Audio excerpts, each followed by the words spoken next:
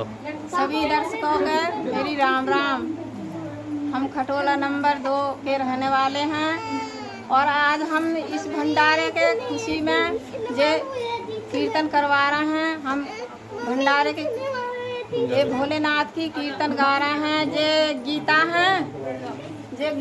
है और एक कन्हैया है, ये नीलकंठ गए हैं हरिद्वार में और इनने मनोकामना मांगी थी, मन्नत, तो इनकी मन्नत पूरी हुई है।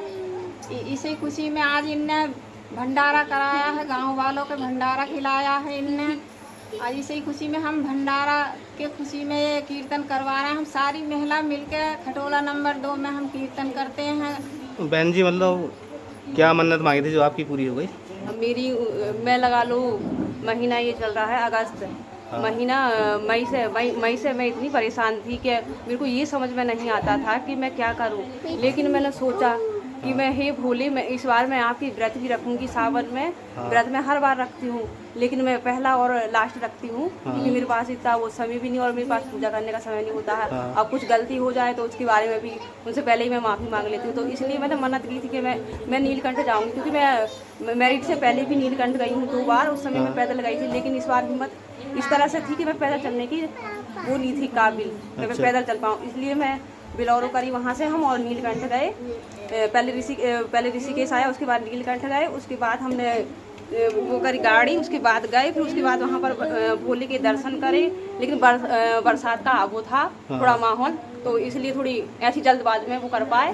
और मेरी भोले से हमेशा ये रहती है कि उनसे मैं कुछ मांगूं और वो ना दें, ये कोई आशा नहीं है। मैं जब भी कुछ भी मांगती हूँ तो वो फौरन मेरे पास आ जाते हैं। क्योंकि मेरे को ऐसा लगता है वो मेरे शरीर में ही प्रकट हो गए हैं। मैंने आज तक माँ से और माँ शीरा वाली की मैं पूजा करती हूँ, क्योंकि मैं मीट मछली कुछ नहीं खाती हूँ। उनसे भी मैं जो भी मांगती हूँ वो तुरंत फटाफट आती हैं। अगर मैं रोती हूँ तो वो रोती हैं, मेरे को ऐसा लगता है। मेरे पास अगर दुख दर्द होता है मैं उनको बताती हूँ, मेरी माँ मेरे पास इतना दुख आपने इतना दे दिया मेरे को कि मैं इस काबिल नहीं हो पा रही हूँ कि मैं इन दुख का सामना कर पाऊँ।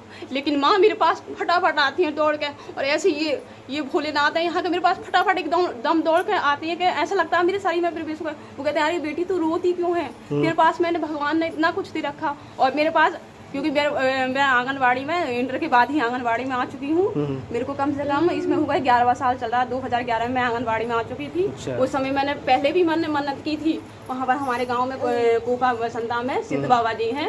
उस समय मैंने बोला था, हे मैं सिद्ध बाबा, मैं अगर पास हो जाऊंगी तो मैं आपका जागरण कराऊंगी।